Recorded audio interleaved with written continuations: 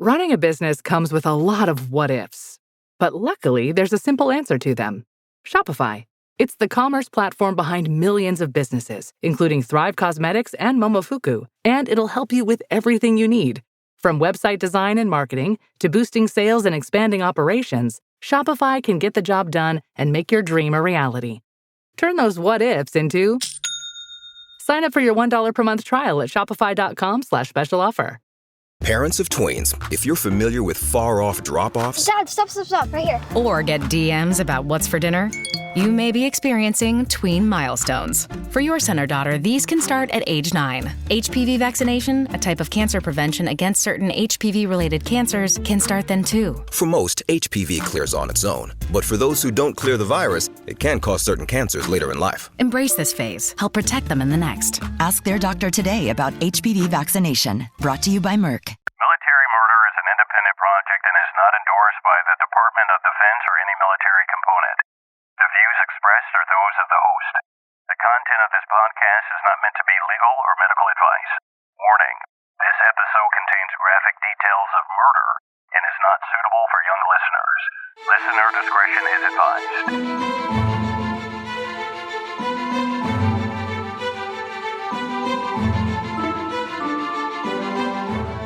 Welcome back, True Crime Warriors.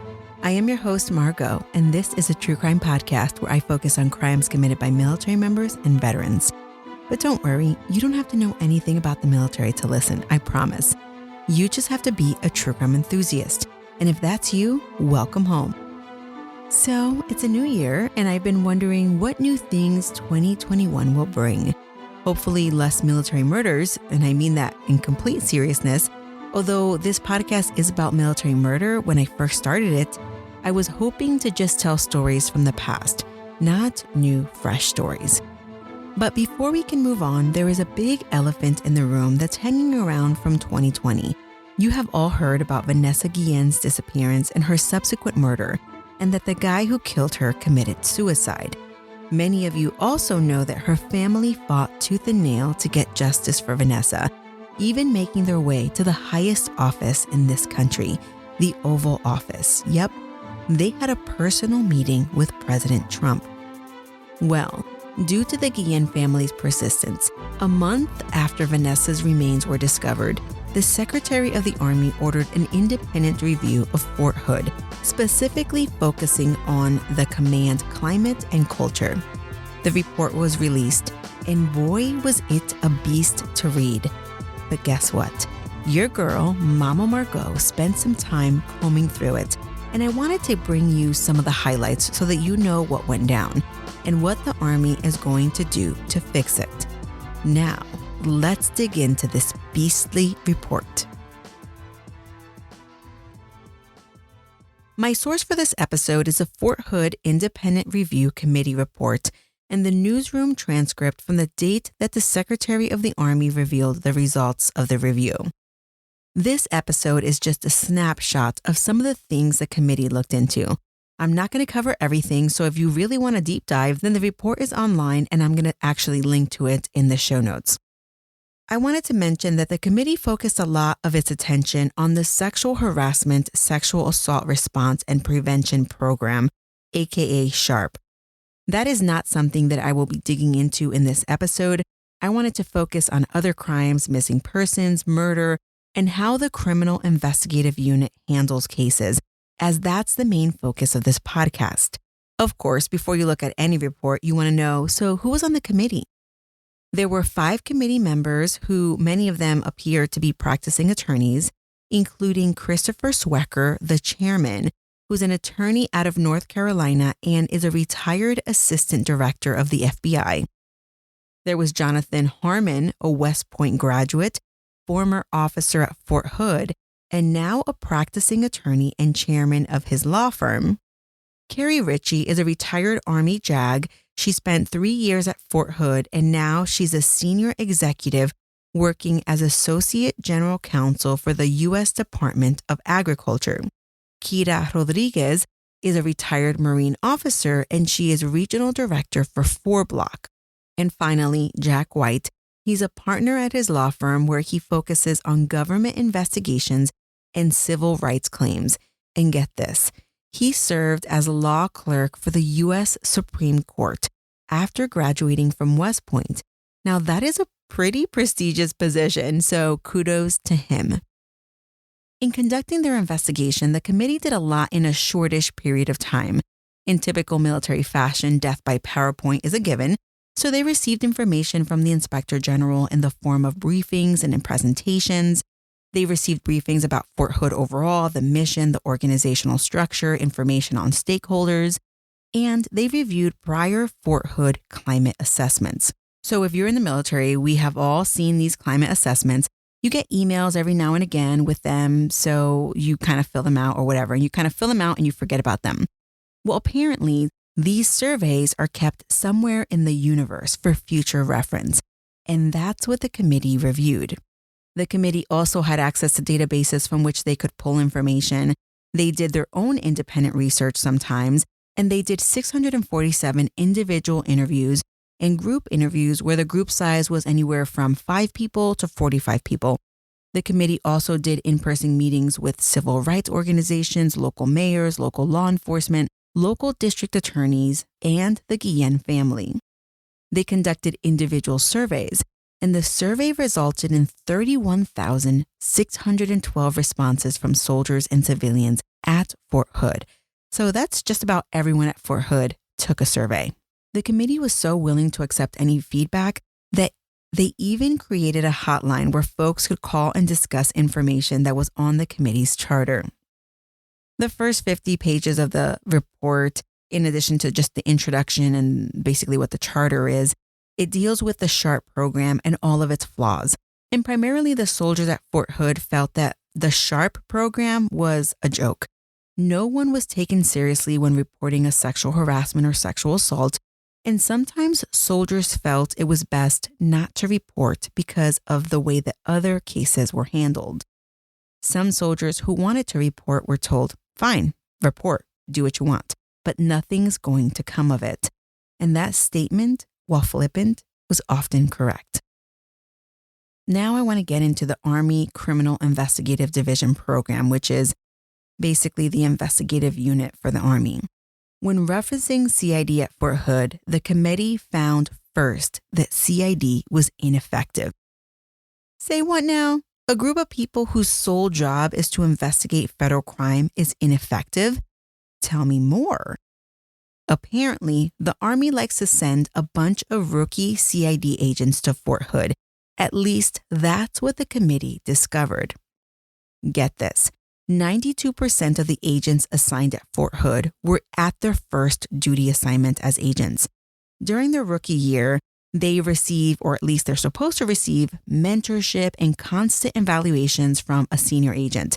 And to top it off, the agents who were there, once they were there for 26 months, they were quickly moved to a different assignment, which meant that once they got the hang of it, they were moved out and replaced with new rookie agents. The committee took an opportunity in the report to basically say that agents with less than 2 years on the force, they can't handle complex cases involving death, trauma victims, warrants, and forensic evidence. During the first 2 years, agents can competently conduct basic interviews and act as backup agents, but that's all. However, these rookies were tasked with monumental jobs way, way above their pay grade. Many armchair detectives think that an agent can just roll up to a person's house and look through all of the personal belongings. But, obtaining a warrant and actually articulating probable cause takes more than watching a few episodes of true crime shows on IDTV. And this skill of providing sufficient probable cause to come up with a warrant was a skill that CID was lacking. But the committee didn't just make conclusory statements about CID being ineffective. No, they gave actual examples. And some of them are difficult to comprehend. And I mean that in more of like, it's hard for us to wrap our head around the fact that an investigative agency doesn't know what they're doing, especially as we're watching it unfold in the media. Specifically, the committee noticed the inexperience when looking at death and suicide cases from 2018 to 2020. The files allegedly lacked investigative detail, they were incomplete, and the documentation wasn't good. In one April 2020 death case, a soldier overdosed on meth and fentanyl. CID didn't conduct any interviews, they didn't investigate the scene, and the agents didn't even try to figure out how the soldier got the drugs that killed him. They didn't look into the soldier's past drug use, nor did they attempt to identify the soldier's friends. It was almost as if CID was like, well, another one bites the dust. They opened a file and quickly closed it just to mark a checklist item. According to the committee, the proper protocol in that particular case would have been to fully investigate the drug overdose case to figure out, okay, where did he get it? Now let's shut this gig down. And well, that's just a drug case. In 2018, a shaken baby case that occurred at Fort Hood, CID interviewed the person who was last seen with the baby. That person lied and was like, oh no, I don't know, the baby must have hit his head. Now, CID took that statement at face value until the autopsy results listed death was homicide. The guy later admitted that he shook the baby because the baby wouldn't stop crying, but the case then took 18 months to investigate. Apparently, that dude was court-martialed, but the results are not yet final. So I guess the case is still open in CID's books. And this next example is extremely interesting, yet terrifying. While they do not name the victim, I believe it has to do with a case that I covered in episode 41, the disappearance of Elder Fernandes. And I'm going to read what the report says verbatim so that you can determine for yourself what case it refers to. Quote, deficiencies in failing to pursue all logistical investigative leads were also noted by the committee in another high-profile case of a soldier who went missing and ultimately committed suicide.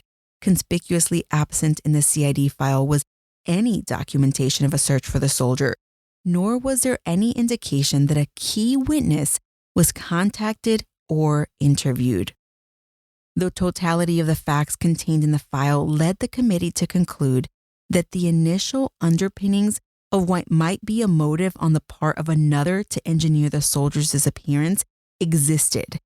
At the minimum, important investigative threats that should have been identified, analyzed, and logistically run to the ground by CID during the initial stages of the investigation were not pursued. End quote. Okay, say what now? Let's unpack that statement just a little bit. Did the committee just indicate that they think a suicide may have not actually been a suicide? Because, first off, there's no statute of limitation for murder. And also, a suicide can easily be staged, especially if we're talking about Elder Fernandes, a man who had made a sexual assault allegation that was, quote, unsubstantiated. And mind you, we're talking about a report that went on to talk about how crappy the SHARP program was at Fort Hood. This is me right now. Girl, hold my earrings. Seriously. Now, I could be hemming and hawing about nothing, but that statement that I just read verbatim gives me great pause. I hope that someone is opening that case back up and further investigating. The Army doesn't like to be wrong about their suicide determinations. Now, mind you, I think for Elder Fernandez's suicide determination may have come from the civilians. But, the Army refuses to change the suicide determination from the Lavina Johnson case, which I covered in episode 40. But come on, the world is watching. Do the right thing. That should be the military's new motto, if you ask me. Well, the committee indicated in the very next paragraph that the case file referenced above indicated that, quote, off-post suicides and deaths were not fully investigated by CID to determine whether there were contributory causes such as lifestyle issues, locations, or other influences that would inform the command about certain activities, people and places, etc., end quote.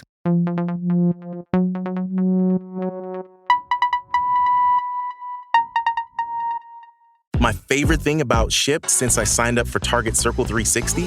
No price markups when I order same-day delivery from tons of local stores. Only a handful of alcohol retailers and items don't count.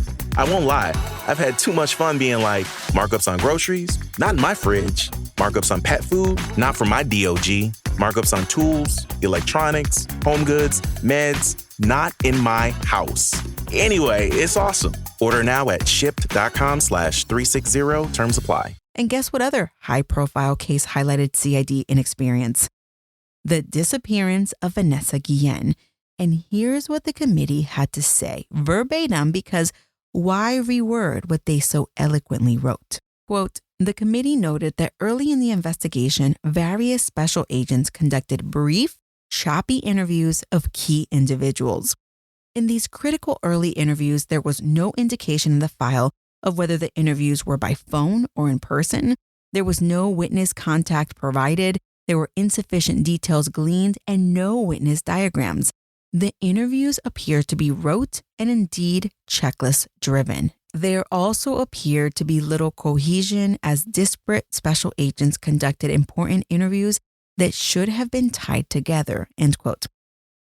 So apparently the case file revealed that on April 24th at 2:25 p.m., Special Agent Number 1 interviewed an arms room custodian, and they jotted down that on the day that Vanessa vanished, she left her location to meet Aaron Robinson, a soldier who was alone in his arms room, which, by the way, was in an isolated basement, and Robinson staffed that arms room all day by himself. Meanwhile, another special agent is working Vanessa's disappearance, and that other special agent is looking at Vanessa's phone records. And they determined that on the day that Vanessa went missing, she had text messaged Robinson at 10:18 a.m. That same day, on the 24th of April, which is only 2 days since Vanessa was last seen, yet another special agent interviews Aaron Robinson. And this would have been a good moment to get some important information from Robinson. Maybe ask him if he'd consent to a search of his phone, maybe grill him a little bit harder about what he knew. But nope, the special agent's interview is, quote, short, perfunctory, and lacked important details, end quote. If this doesn't make you want to pull your hair out, I don't know what will. Well, after the interview ended with Robinson, a different special agent called Robinson and asked some questions. During this discussion, Robinson told the agents about his interactions with Vanessa that morning, but he was very vague and his description lacked detail. So wait a minute.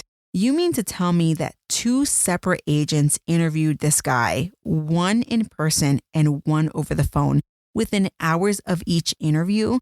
Did the agents even talk to each other about what they were going to ask him, or confirm that no one else had contacted Aaron? Did the 4 agents ever huddle after finding these pretty important details? I mean, it had been 48 hours since Vanessa went missing. It's like, yikes. There is probably nothing anyone could have done to save Vanessa, but all the agony that her family suffered, crying in front of the gates, wondering where their daughter was, and just all the absolute horror. All while the very people responsible for investigating felony-level cases were twiddling their thumbs when they had the perpetrator right there under their noses. Now, let's talk about how apparently CID heard from, I'm going to call these guys the Three Stooges. So they happen to be non-commissioned officers, and if someone finds that comment offensive, oh well. But that's exactly how I feel that, they acted. So these 3 NCOs were interviewed, and they were like, yep, we saw Vanessa leave the arms room at 13:30, which is 1:30 p.m., and we saw her walking towards the parking lot. Now, these people didn't even know Vanessa personally, nor were they even in her unit. They couldn't even agree on what she was wearing when they saw her, and the agents who interviewed them didn't even ask follow-up questions. The agents took everything at face value. The 3 NCOs later changed their stories, but it's unclear why or when they provided that information about, we think we may have been wrong. But in any event, CID interviewed Robinson, then they interviewed the NCOs, and then they just took it at that and never even suspected Robinson until much, much later. There was something else that I found interesting and is strictly my personal interpretation of the report. It says, quote, CID did not advise her unit to change Specialist Guillen's duty status entry from absent without leave AWOL, despite the fact that her car keys, barracks room key, government-issued CAT card, and wallet were left in the squadron headquarters arms room, and she never returned from what was supposed to be a brief visit to the other arms room to meet with Specialist Aaron Robinson, end quote. So wait a minute. Vanessa was actually marked as AWOL in the Army books. I had never heard of this. This may be because that's the only status that existed at the time when you didn't show up for work and they didn't know where you were. But woof, clearly she couldn't take leave even if she wanted to because her comrade freaking killed her.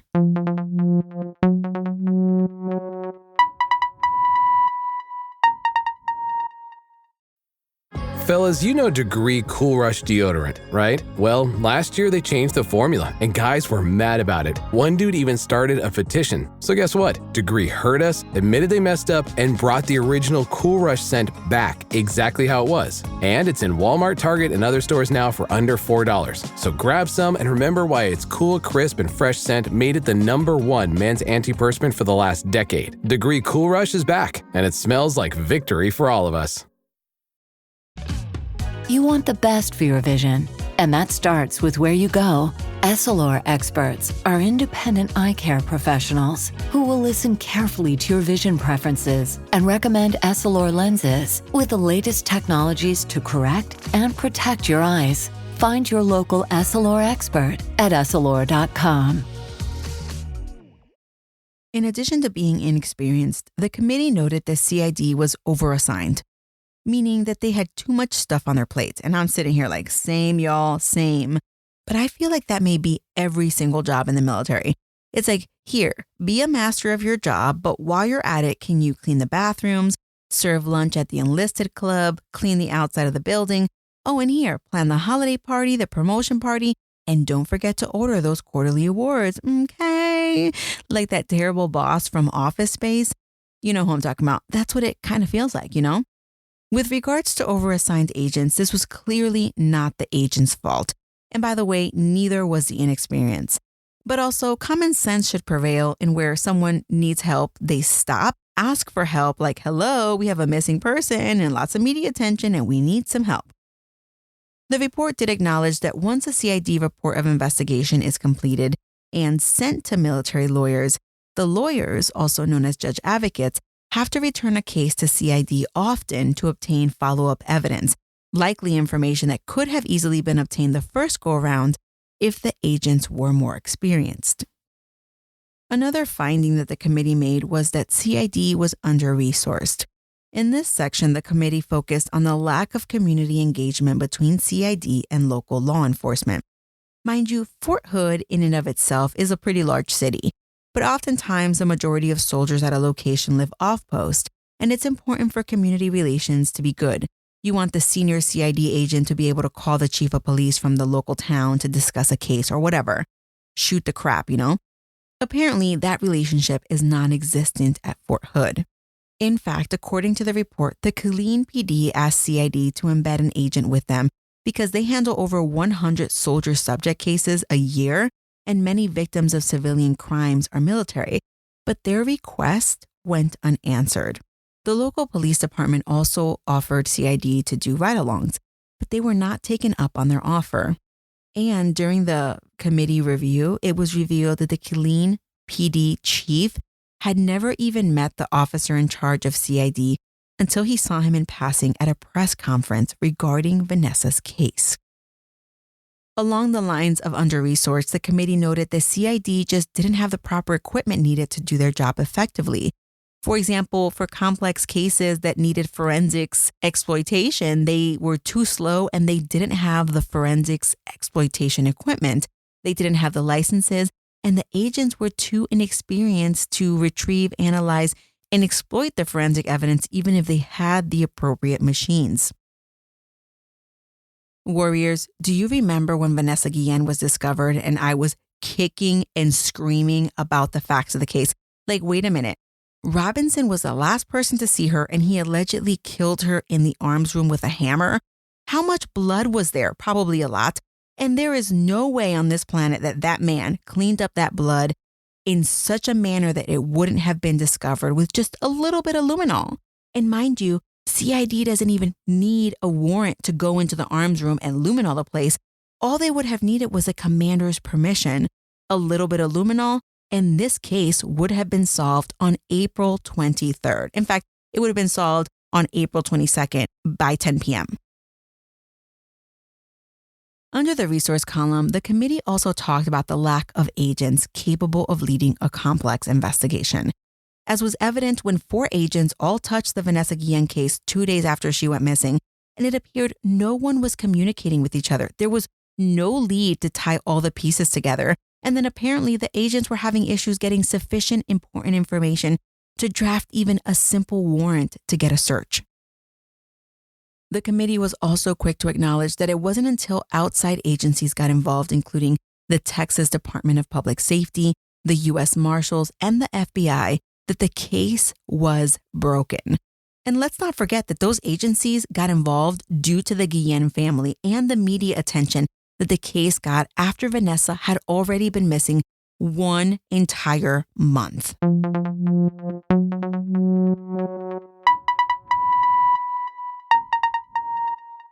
The committee also found that there was no real training on what to do if a person goes missing. There was no established protocol.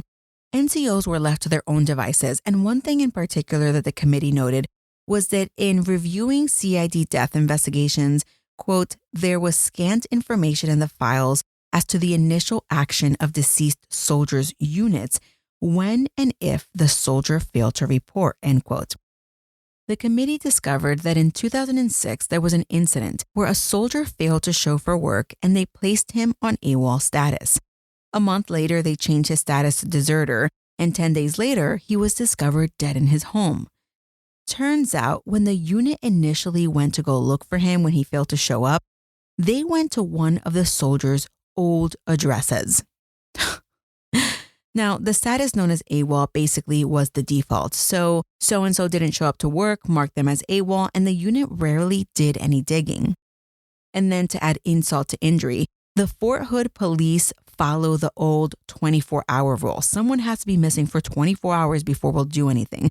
But that is not a real thing. No. But apparently, that was what they were following at Fort Hood at the time that Vanessa Guillen went missing. The military police on Fort Hood refused to begin taking any investigative action, even though her disappearance was super suspicious. And even when they took action, they determined, quote, that she was in no known danger, end quote. What in the world?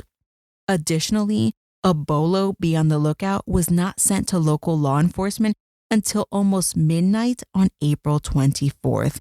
The girl had been missing for over 50 hours by that point. With regards to how NCOs obtained accountability during COVID lockdown, that was all types of whack. Every unit did it differently. Some did it over video conference, some required in-person check-ins, and others even allowed for text message check-ins. But the committee discovered that during a missing persons investigation, CID actually spoke to an NCO who advised, quote, 50% accountability is good enough, end quote. What? Since Vanessa's murder, the Army has implemented new steps.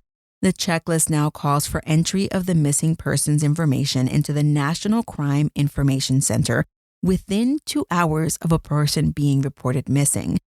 It also calls for entry of the missing person's name into the National Missing and Unidentified Persons System within 24 hours.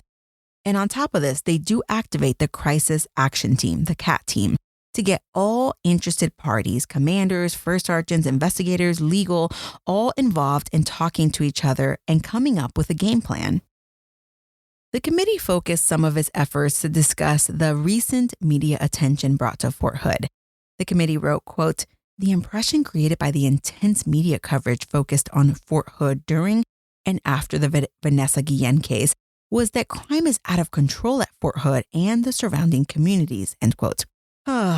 Now, while the committee debunks the idea that there is excessive crime in the surrounding civilian locales, it does fail to debunk the accuracy of the media hype on Fort Hood. In fact, in a statement about the statistics, it says, quote, the data provided by the Army, it shows that there were only 4 aggravated assaults reported to CID involving soldier victims off post in 2018, end quote. So there's 4 aggravated assaults in off base in 2018, 4 in 2019, and 5 in 2020. In comparison, though, on post, they reported 9 aggravated assaults in 2018, which is compared to the 4 off base. 32 in 2019 compared to 4 in off base, and 31 aggravated assaults in 2020 on post compared to the 5 off post in 2020. Now, come again now. So the violence on base is 8 times worse. That's not good. But then, of course, CID steps in and was like, whoa, wait a minute. Those off-post numbers are undercounted and not actually tracked by CID. And then the committee includes a chart on page 107, if you're interested, that actually shows how many victims fell victim to crimes on post and off post. And the numbers are really frightening. In a separate section, the committee acknowledges that crime rate on Fort Hood is high when compared to other posts and across the Army.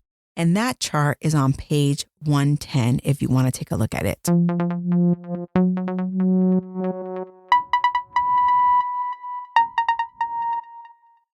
We off? 30 seconds of carefree bliss. Oof, like wind in your hair carefree. Oh, like using Clorox Disinfecting All-Purpose Cleaner in the home carefree. Yes! Like dog slobbing on the coffee table and cleaning it with Clorox Carefree. He's on a roll now. Spit toothpaste on the faucet. You got it. You got it. Peanut butter on the light switch. Oh, spritz, spritz. Spritz, spritz. Clorox, man. Clean feels good. Okay, we're back. Use as directed. Some of the group interviews revealed that soldiers felt that Fort Hood wasn't safe.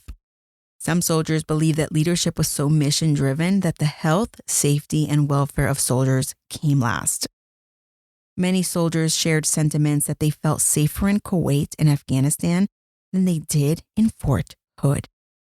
And some concrete things that soldiers pointed to that made them feel this way were lack of surveillance cameras on post, the fact that they only ID one person in a car to get entry to the base, and everyone in the car can just come on post.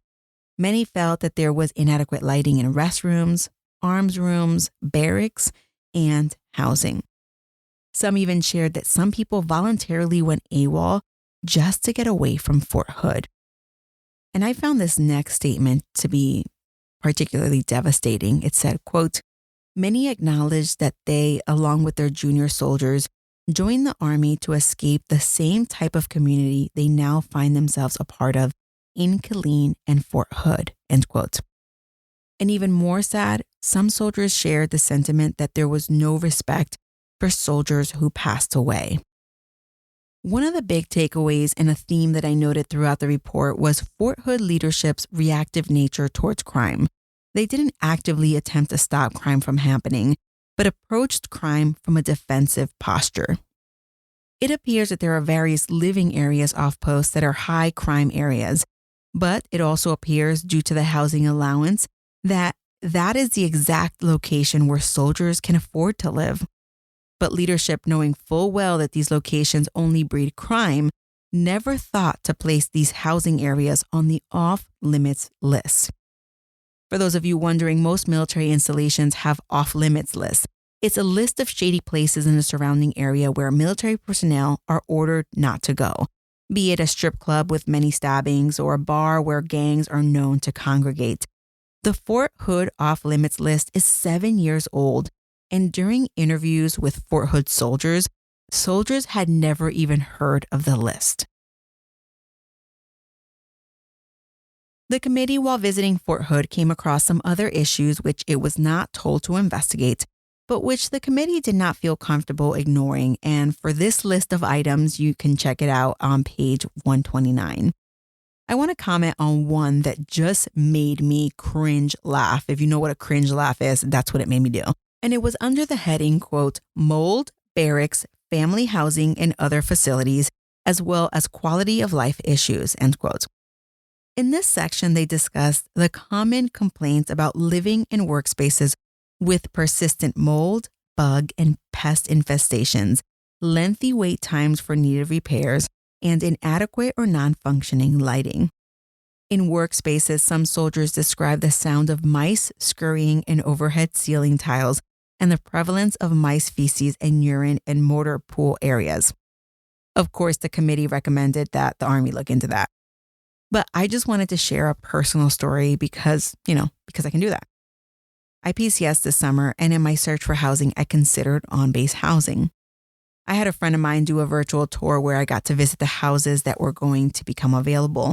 And of course, I'm kind of a bougie person. I was living in a DC area where it was a very sought after neighborhood, and now I was looking to move on post. So first house I look at, it's okay, but it looks kind of old. And then when we get to the master bedroom, it has one sink and a tiny little tub shower. And then the guy who lives there at the time says, yeah, you see that area up there by the bathtub? Every 3 months, the mold comes back and you have to keep on housing to come and fix it. And they keep saying that they fix it, but it keeps coming back.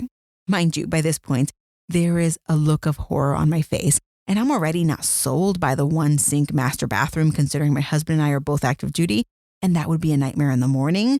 So I'm just kind of like, oh, okay, cool. So then I look at this other place. I'm like, okay, maybe this other place is better. Still on post. I am getting a virtual tour by the current tenant, and she's taking me through, and she's really trying to sell me on this house, which, by the way, I think she's lived in it for over 5 years. She's telling me you want to live on base because off base is just not safe. She shows me the house, which, was fine. It was nothing spectacular, but she says, listen, we had to remove everything from our attic because of the asbestos. They told me that they're going to mediate it, but you have to stay on top of them. Also, she tells me that I have to be careful because the houses are so old, historic housing, that they were originally painted with lead paint. And that even though they have since been repainted or whatever, sometimes when they clean the outside of the houses, the original lead paint chips off and you can potentially track it into the house. Again, I'm on FaceTime with this person. I'm trying to keep a straight face. I'm trying to be like, I'm so sane. Like, I'm not crazy. Like, am I crazy? Like, what's going on? But you guys know, I just couldn't. I was just kind of like, oh, okay, yeah, So I hang up the phone, quickly call my husband, practically in tears. And in my best Mama Margot voice, I tell him, babe, I'm taking my chances with the criminals off base because at least with them, I stand a chance. If we live in an asbestos, mold, lead paint infested house with 2 little girls and any one of us gets sick, we are screwed because it's the military, So anyway, after that, I did a little bit more research. I found a Facebook page called The Military Housing Crisis, and that just about sealed my answer. We ended up finding a really nice place off base built in 2017, so none of those crazy issues. I do have a Simply Safe home security system, and we have an arsenal of weapons, so, we can handle ourselves. Back to the report. About the housing crisis, there was a family that was interviewed, and they clearly started having health issues after living on post for a while. And the family complained and complained and complained. And they were pretty public complainers. And guess what? The family received a letter from the garrison commander stating, quote, family housing is a privilege, not a right, end quote. Excuse me? To which the committee responded, quote, once again, it appears the human touch is missing at Fort Hood, end quote. At the end of the report, the committee makes it clear that the current culture at Fort Hood is not something that recently developed in 2020. It all stemmed from a culture that went from hard rule following, then became a place where rules were, more squishy than concrete. And then those squishy rule breaking mentality started to harden and set. And that's where we are now. The Secretary of the Army was quick to indicate that he has assigned a group of people to come up with solutions to the issues discovered through this review, and they are set to start implementing solutions immediately, but definitely not later than March of 2021. Also, the Secretary of the Army did indicate he has lost confidence on various Fort Hood leaders, and 14 persons specifically were either removed or suspended from their positions.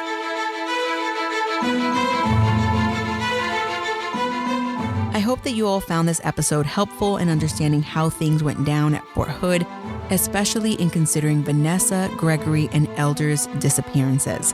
It just breaks my heart if I was any of their family members and reading a report about the incompetence and just how the Army could have done better.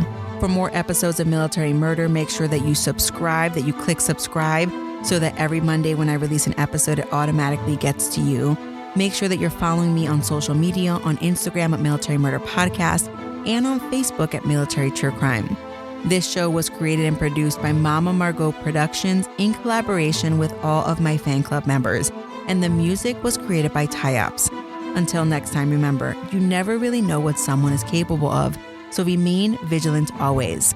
You have a fabulous week, and I'll keep digging to bring you another military murder story next week.